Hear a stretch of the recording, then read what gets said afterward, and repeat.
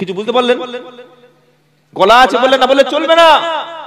যারা কথা বললে রেফারেন্স দিয়ে কথা বলে, কুরআন সুন্নাহর কথা বলে, শিরক বিদআতের কথা বলে, ভণ্ড মাজার ব্যবসায়ীদের বিরুদ্ধে কথা বলে, ওদেরকে জীবনে কেউ দাওয়াত করে না। সব জায়গায় একই অবস্থা। একটা শিক্ষিত ব্যক্তি রাজনীতি করুক, জীবনে কেউ ভোট দেবে? বলেন না, দেবে না। মূর্খ মাতাল পিছনে 100 ছেলে আছে, ও যদি ভোটে দাঁড়ায়, বিনা ভোটে প্রধান, সুবহানাল্লাহ বল, বিনা ভোটে প্রধান। তো শিক্ষিত ব্যক্তি যখন ঘুমিয়ে থাকবে, মূর্খ তখন নেতৃত্ব দেবে। শিক্ষিত ব্যক্তি যখন চুপ থাকবে, মূর্খ তখন সমাজে হাইলাইট হবে। আল্লাহর নবী শুয়ে আছেন, ঘুমিয়ে আছেন, আল্লাহ পাক বলছে হাবিব ঘুমিয়ে থাকলে কিন্তু চলবে না, নবুয়তের কাজও কিন্তু ঘুমানো না। ইয়া আইয়ুহাল মুযাম্মিল কুমিল লাইলা ইল্লা কালিলা। উঠে পড়ুন রাতের বেলা, সারা রাতই ঘুমাবেন না, কিছু রাত্রে দাঁড়াবেন, আপনি আল্লাহর জন্য খুশি হবে। রব্বানা, সুবহানাল্লাহ। সবকিছু রাতেই পাওয়া যায়। আল্লাহর নৈকট্য, ওলি হওয়া, খাঁটি হাক্কানি পীর হওয়া, আল্লাহর কাছাকাছি পৌঁছানো, দুনিয়ায় সমাজে আপনার মান সম্মান চলে গেছে, রাতেই ফিরে পাবেন। রোগাক্রান্ত হয়েছেন, রাতে তাহাজ্জুদে ফিরে পাবেন। চাকরির দরকার, রাতে ফিরে পাবেন। ভালো একটা সুন্দরী মেয়ে বিয়ের দরকার, রাতে ফিরে পাবেন। বড় ডাক্তার হতে চাচ্ছেন, রাতেই পেয়ে যাবেন। কেন? রাতের বেলা আল্লাহ তাআলা আরশ থেকে প্রথম আসমানে বান্দার জন্য নেমে এসে ডাকতে থাকে। বলুন সুবহানাল্লাহ। আল্লাহ বলে, আয়, কি লাগবে তোর বল, কি চাই তোর বল, তোর কোনটা প্রয়োজন বল। আল্লাহর কসম করে বলছি, রাতের বেলা তাহাজ্জুদের নামাজে আপনি কাঁদুন, আপনি বলুন, শুধু একজনকেই বলুন, একজনকে শুনুন যিনি শুনতে পায়, যিনি আপনার মনের খবর বুঝতে পারে, যিনি দিতে পারেন, যার কাছে অভাব নাই, যার কাছে সবকিছু পাওয়া যায়, তিনি হলেন আল্লাহ। যিনি রাজ্জাক, যার ভান্ডারে কমতি নাই, তিনি দিতে পারেন। পৃথিবীতে আর যত ব্যক্তি কবরে শুয়ে আছে, আপনাকে দেওয়ার মতো ক্ষমতা কারো নাই। আপনি বিপদে পড়েছেন, উদ্ধার করার কেউ নাই। আপনি কষ্টে পড়েছেন, উদ্ধার করার কেউ নাই। একজন আছেন, তিনি কে? আল্লাহ। রাসূলকে আল্লাহ বলছেন, কোন উঠে পড়ুন রাতের বেলা, কিছু সময় ঘুমিয়ে সময়টা আল্লাহর কাছে দাঁড়িয়ে যান। নবী তাহাজ্জুদে দাঁড়িয়ে গেছে, আল্লাহ পাক শোনাচ্ছে, হাবিব তাহাজ্জুদের নামাজে বেশি বেশি করে কোরআন তেলাওয়াত করুন।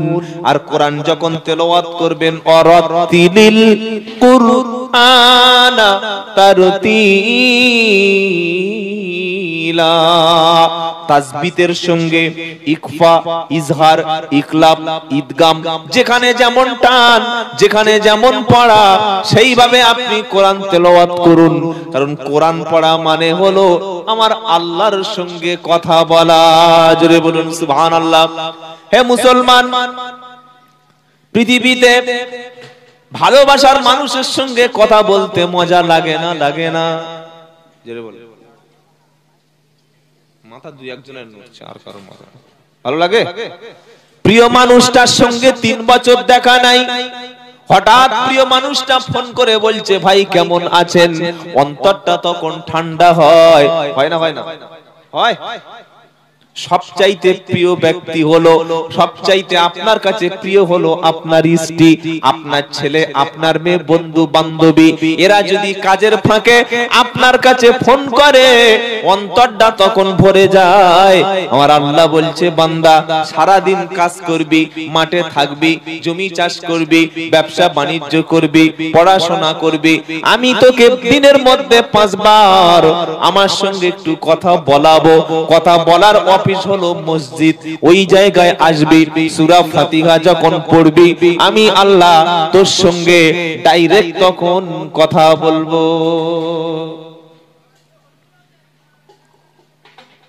আজ মুসলমান চাওয়া ছেড়ে দিয়েছে, বলা ছেড়ে দিয়েছে।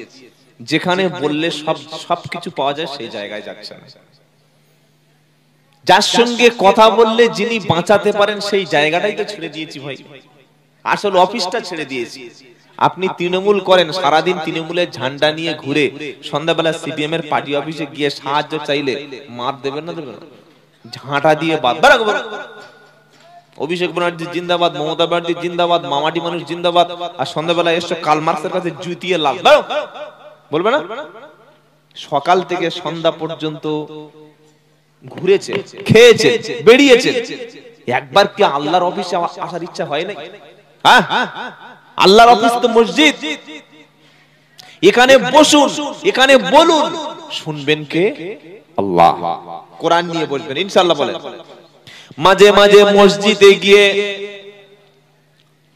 নামাজের 10 মিনিট বাকি আছে, আল্লাহর কালামটা হাতে তুলে নিলেন, সুবহানাল্লাহ। কালাম নিয়েছেন, কি নিয়েছেন আপনি জানেন না?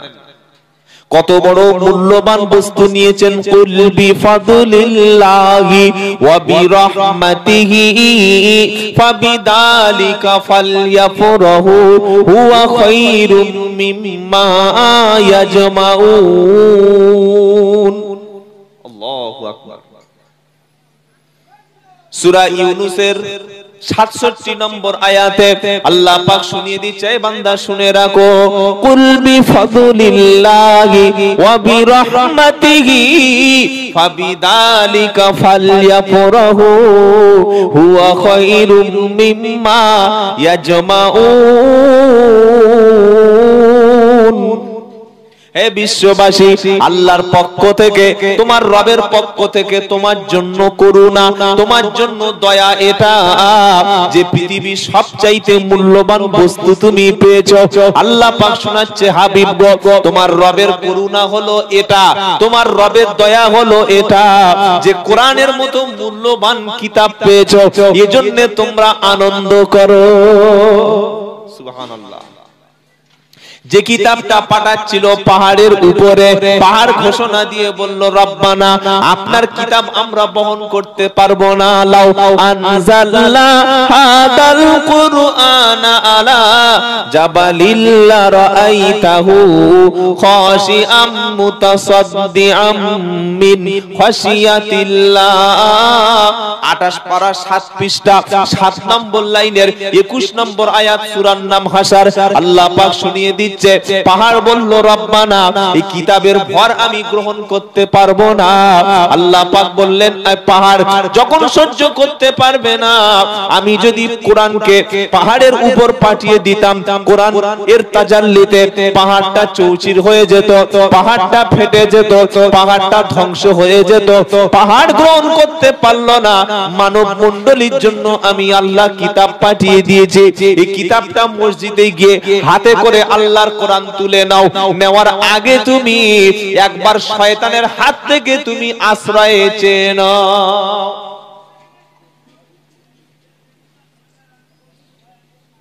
আপনি দান করলে শয়তান অতটা কষ্ট পায় না, আপনি সালাম দিলে শয়তান অতটা দুঃখ পায় না, মাথায় টুপি দেবেন শয়তানের অতটা কষ্ট হয় না, দাড়ি রাখবেন শয়তান অতটা কষ্ট পায় না। যখন হাতে কোরআন তুলে নেবেন, কোরআন পড়ার মতো একটা মানসিকতা তৈরি করবেন, সেই সময় পিছন দিয়ে শয়তান কাটি দেবে। শুনতে পেলেন? এজন্য সবচাইতে বেশি শয়তান মাদ্রাসার ছেলেদের পিছনে পড়ে থাকে। কি বললেন? একটা মাল যদি মাদ্রাসা থেকে ছিটকে যদি বার করতে পারে না, বিশাল বড় একটা কাজ করলো, বিশাল বড় কাজ। কারণ এই মাদ্রাসার ছেলেরা ভয়ঙ্কর খতরনাক তৈরি হয়। একটা বেদাতি পীর এসছে গ্রামে, এসে বলছে, আমি কলবে কলবে জিকির করি, আমি এখান থেকে অন্তর চোখ মনের চোখ খুলে আমি মদিনা শরীফে নামাজ পড়ি গিয়ে। মাদ্রাসার মুতামিম বললে, ছেলেরা সাবধানে থাকিস, বেদাতি পীর এসছে। পীর সাহেব এসে বলছে, কোন বড় মাওলানা সাহেব কি আছে আমার সঙ্গে বাহাস করবে, মোনাজারা করবে, আমার মুরিদ যারা হবে তাদের নামাজ লাগবে না, দিলে দিলে জিকির করবে, অন্তর থেকে আল্লাহ পাবে, চোখ খুলে যাবে। বাহ, ভালো তো। চ্যালেঞ্জ করছে মাদ্রাসায় এসে, মাদ্রাসার সামনে এসে, যে আমার দলে বায়াত হলে নামাজ লাগবে না। কি বলছেন? চ্যালেঞ্জ করে দিচ্ছে। মুরিদ বাড়বে না, বাড়বে না? কথা বলে না। মুরিদ বাড়বে না? যদি কোনো পীর সাহেব বলে আমার হাতে হাত দিলে নামাজ পড়তে হবে না, অন্তর চোখ খুলে যাবে, এমন জিকির করবি মদিনা সামনে চলে আসবে, আল্লাহ সামনে চলে আসবে, আর কেউ নামাজ পড়বে? মাদ্রাসার ছেলেরা কত এদের পিছনে শয়তান কেন এত ধোঁকা দেয় একটু শোনেন। এইবার মাদ্রাসার সামনে এসে বেদাতি পীর চ্যালেঞ্জ করছে, দিলে দিলে জিকির করি, দিলে দিলে আল্লাহ পাই, দিলে দিলে জিকির করি, বাড়িতে বসে মদিনায় যাই। ফজরের নামাজ পড়ে না, জোহর পড়ে না, আসরের সময় ঘুমাচ্ছে। মুরিদরা বলছে হুজুরের ডাকা যাবে না। বললে কেন?